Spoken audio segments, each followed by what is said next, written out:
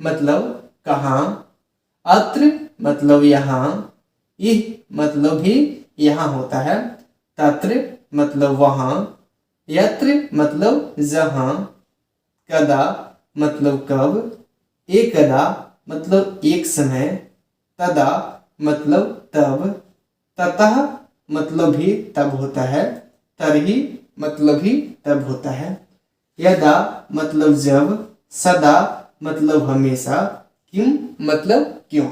इसी प्रकार से और भी हैं। अकस्मात मतलब अचानक, अचिरात मतलब शीघ्र या जल्दी, असकृत मतलब कई बार, अथवा मतलब या, जैसे हम बोलते हैं मैं या वह, तो या जो उपयोग होता है वो अथवा, अहम अथवा सह। अपि मतलब भी, अग्रे मतलब सामने, अर्थे मतलब के लिए, आरात मतलब नजदीक, अभी मतलब और, ऐसे च मतलब भी और होता है, अथ मतलब इसके बाद, अद्या मतलब आज, अद्यापि मतलब आज भी। यहाँ पे दो अव्यय लगे हुए हैं, अद्य मतलब आज और अपि मतलब भी, तो हो गया अद्यपि मतलब आज भी। अंतरे मतलब बिना या अलावा, एकदा मतलब एक समय, एसमः मतलब इस साल, दिवा मतलब दिन में, नूनम मतलब अवश्य, परितः मतलब चारों ओर, पश्चात मतलब बाद में, अधः मतलब नीचे, इत्थम मतलब इस प्रकार, अधुनापि मतलब आज भी या अब भी। इसमें भी दो अव्यय लगे हुए हैं, अधुन और प्लस अपि, अधुना प्लस अपि, अधुनापि। इसी प्रकार से है, इह मतलब यहाँ, अंतरा मतलब बीच में, एवं मतलब इस प्रकार, त्रि मतलब तीन बार, मतलब नहीं। इसी प्रकार से की मिति मतलब क्यों, कुत्रापि मतलब कहीं भी, इव मतलब समान, पुनः पुनः मतलब बार बार, तथापि मतलब फिर भी, अद्यैव मतलब आज ही, इति मतलब ऐसा, अनु मतलब पीछे, पूर्वम मतलब पहले। उच्चय, उच्चय मतलब जोर से, सह उच्चय उच्चय बोलती मतलब वह ऊंचा मतलब जोर जोर से बोलता है, उच्चय मतलब जोर से। अन्यत्र मतलब दूसरा या फिर अलग भी कह सकते हैं। उषा, उषा मतलब सुबह होता है, और उषा काल मतलब भी सुबह होता है। उषा मतलब कि सुबह, उषा काल मतलब सुबह का समय, तो उषा मतलब सुबह।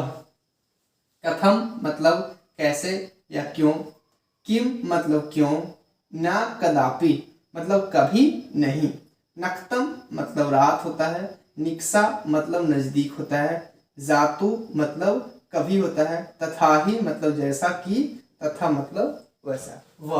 वह मतलब या, जैसे कि कलम या कॉपी, तो या जो उपयोग होता है उसका संस्कृत होता है वह। काल, काल मतलब होता है में, इसी प्रकार से शनैः, शनैः मतलब धीरे धीरे। प्रवेग मतलब पहले ही।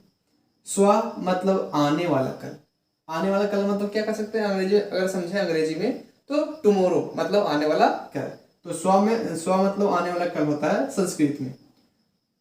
सदैव मतलब हमेशा।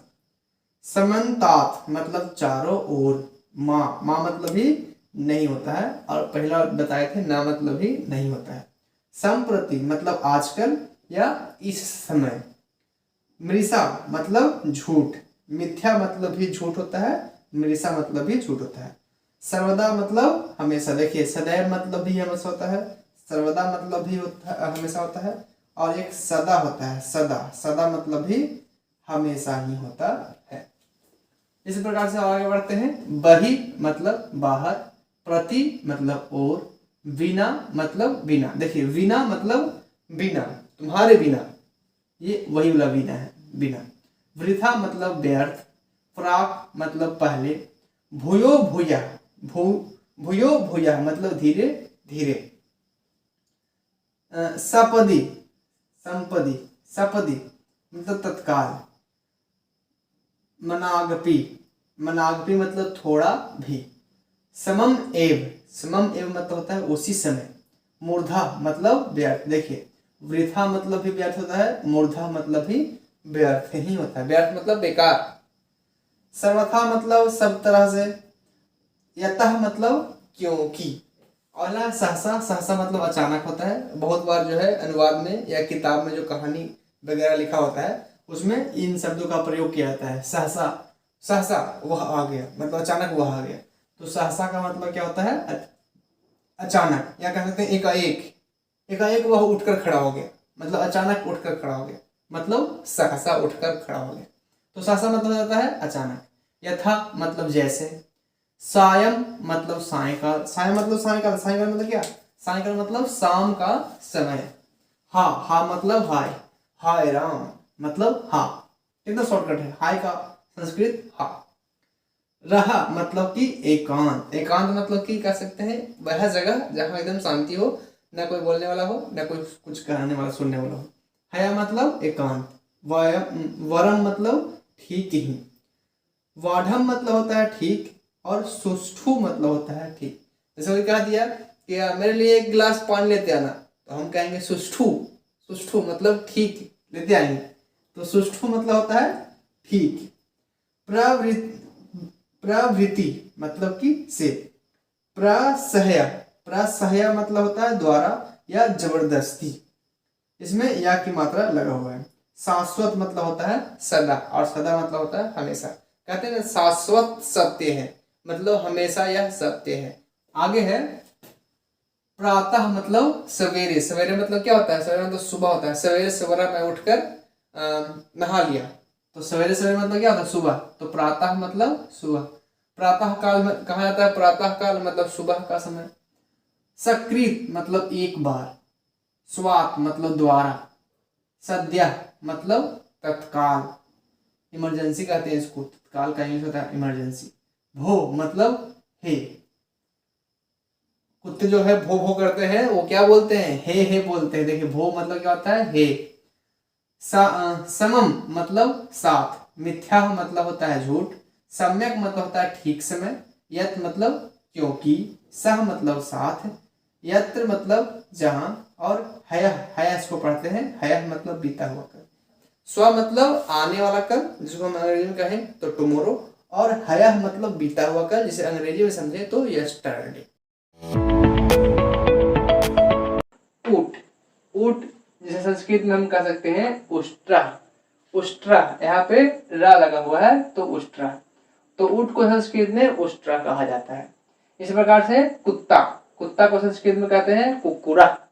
कुक्कुरा मतलब कुत्ता। तीसरा है खरगोश। खरगोश को संस्कृत में कहा जाता है सस्का। गधा, गधा को संस्कृत में कहते हैं गदर्भ। कितना कितना प्यारा भाषा है संस्कृत। मतलब कि अगर किसी को गदर्भ कह दे तो पता नहीं चलेगा कि उसको हम गधा कह रहे हैं। तो गधा को संस्कृत में गदर्भ कहा जाता है।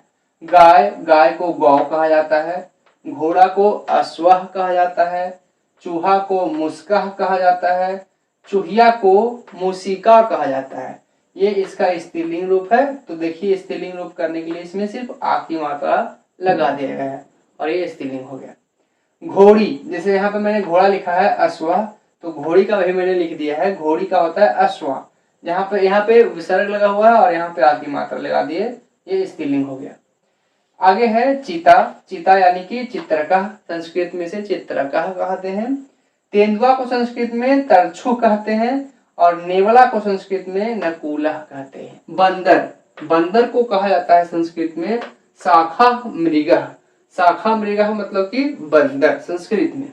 बकरा, बकरा को संस्कृत में कहते हैं अजः और बकरी को संस्कृत में कहते हैं अजा। ये जो है एक दूसरे का पुल्लिंग और स्त्रीलिंग है, तो विसर्ग को आ की मात्रा कर दी है और ये पुल्लिंग और स्त्रीलिंग हो गया। इस प्रकार से हाथी, हाथी का गजा होता है। आप कंफ्यूज नहीं हो जाइए, इसलिए मैंने दोनों साथ में लिखा है। अजह मतलब बकरा और गजा मतलब हाथी। हथनी का होता है गजा, यहाँ पे विसर्ग है, यहाँ पे आ की मात्रा है। हथनी का गजा। बाघ का संस्कृत होता है व्याघ्र। बिल्ली का संस्कृत होता है मार्जारी। थोड़ा सा पढ़ना डिफिकल्ट है पर चलेगा।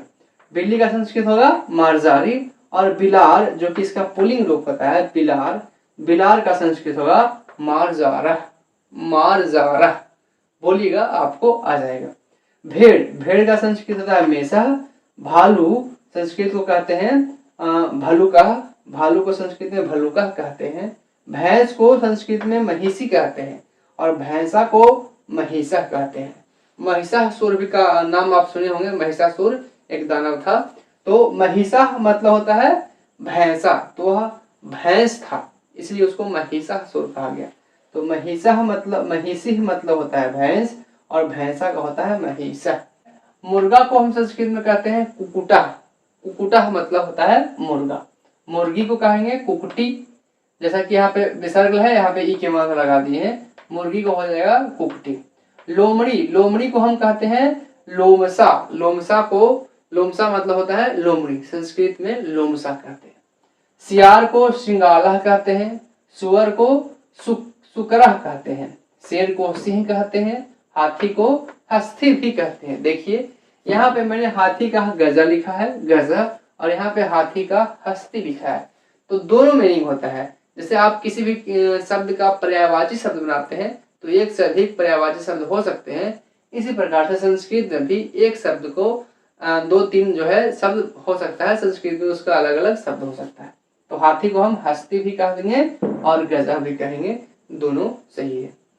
हिरण को मृगा कहते हैं, मृग, और हिरण को हरिणा भी कहते हैं। देखिए ये भी मैंने दोनों सेम सेम लिखा है, हिरण को ही दोनों दो नाम है, मृगा भी कह सकते हैं और हरिणा भी कह सकते हैं।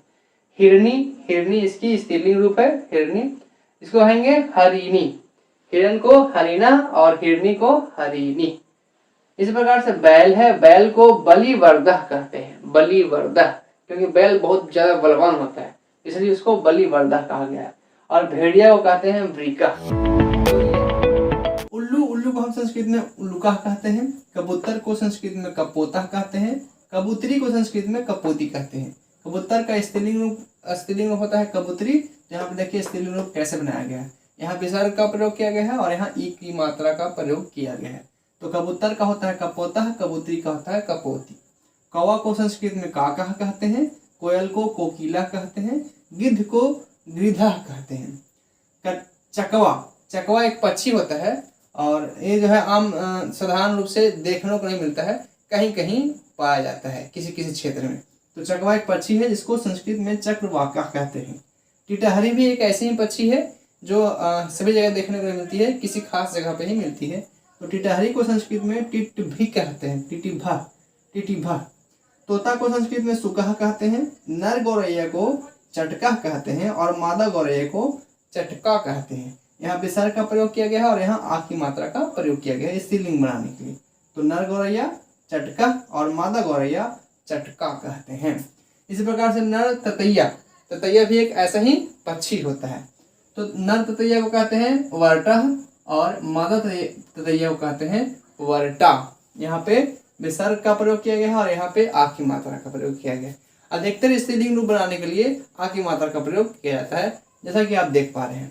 इसी प्रकार से पपीहा, पपीहा को हम चातक कहते हैं, चातक, और पपीहा का आवाज बहुत ही मधुर होता है, जैसे कि कोयल का होता है वैसे ही। पपीहा को चातका कहते हैं। बगुला को वकाह कहते हैं। बाज को सिएना कहते हैं। मैना को सारिका कहते हैं। मोर को मयूरा कहते हैं और मोरनी को मयूरी कहते हैं। यहाँ पे ई की मात्रा का प्रयोग किया गया है स्त्रीलिंग बनाने के लिए। सारस, सारस को सारसा कहते हैं। हंस को मराला कहते हैं। नर बत्तख को वर्तिका और मादा बत्तख को वर्तिका कहते हैं। संस्कृत में कहा जाता है दाडिमम, दाडिमम। अनार को संस्कृत में दाडिमम कहा जाता है और ये संस्कृत नाम है उसका। जैसे कि अनार को पोमीग्रेनेट कहते हैं अंग्रेजी में, इसी प्रकार से संस्कृत में कहते हैं दाडिमम, दाडिमम। अमरूद, अमरूद को संस्कृत में कहते हैं आग्रलम, आग्रलम। थोड़ा सा डिफिकल्ट है, थोड़ा सा पढ़ने में डिफिकल्ट होगा। क्यों? क्योंकि आप पहली बार संस्कृत पढ़ रहे हैं तो थोड़ा सा इसको मेहनत करना पड़ेगा, लेकिन मजा आएगा। जब आप पढ़ोगे तो फिर आपको और ज़्यादा आगे मजा आने वाला है। तो अमरूद को कहते हैं आग्रलम। आम को पता ही होगा आपको, आमरम कहते हैं, आमरम मतलब आम। अंजीर, अंजीर एक फल है जिसे अंजीरम ही कहते हैं, लिखने का ढंग थोड़ा सा अलग है। तो अंजीरम। अंगूर को मृद्विका कहते हैं, मृद्विका, मृद्विका मतलब अंगूर। ककड़ी को कहते हैं कर्कटिका, कर्कटिका। कितना मस्त मस्त नाम होता है।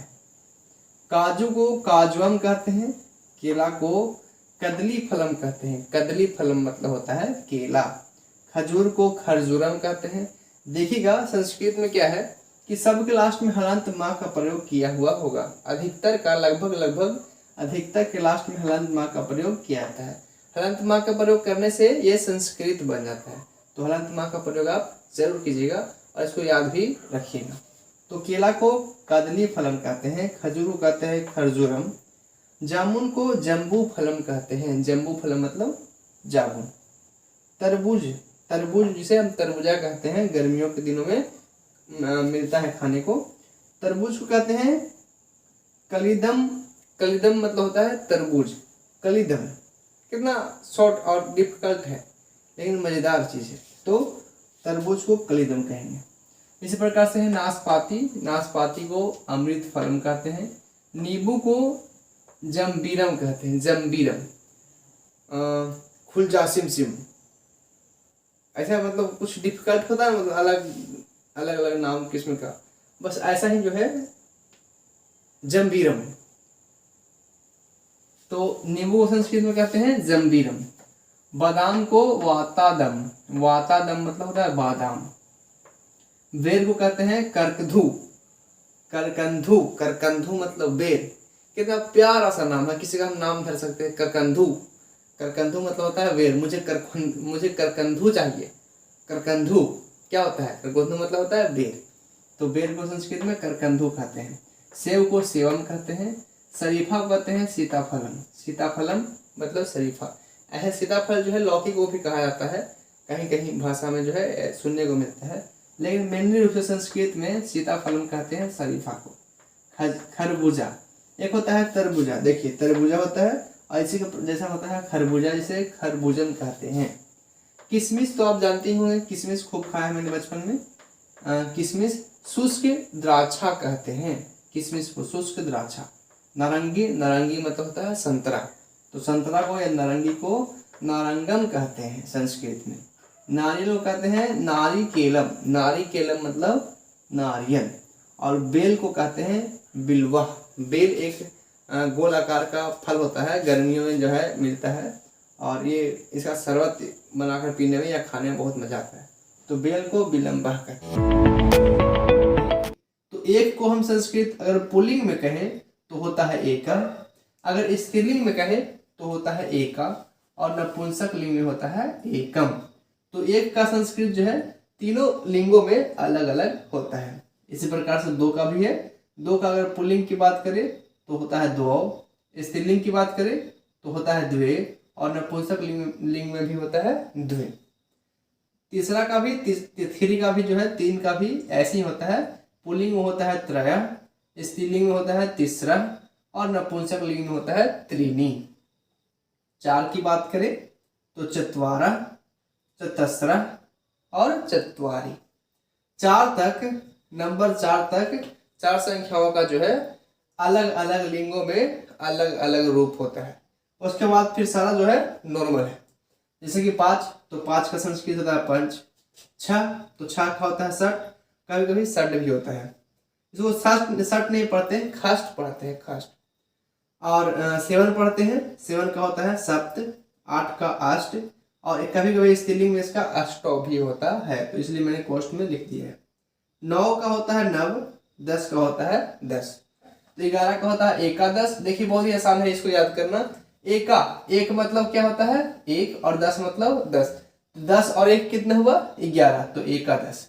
इसी प्रकार से 12 का है द्वादश, द्वा मतलब 2 और 10 मतलब 10, तो 2 और 10 मतलब 12 हो गए, तो यहाँ पर द्वादश मतलब 12। इसी प्रकार से त्रयोदश मतलब 13, चतुर्दश मतलब 14, पंचदश मतलब 15, षोडश मतलब 16, सप्तदश मतलब 17, अष्टादश मतलब 18, नवदश मतलब 19। तो इस प्रकार से हम इसको याद कर सकते हैं। 19 का यहाँ पर दो दो संस्कृत लिखा हुआ है। एक होता है नवदश मतलब 9 और 10, 9 और 10 19 होता है, और एक होता है एकोनविंशति। एकोनविंशति मतलब कि एक नहीं है 20 में, 20 में एक नहीं है तो क्या है, मतलब 19 है। 20 में एक नहीं है मतलब 19 है। तो इसका दो दो संस्कृत हो सकता है। 9-10 भी है, मतलब 9-10 मतलब 19, और एकोनविंशति मतलब कि 19, ठीक है। और 20 का होता है विंशति, विंशति मतलब 20।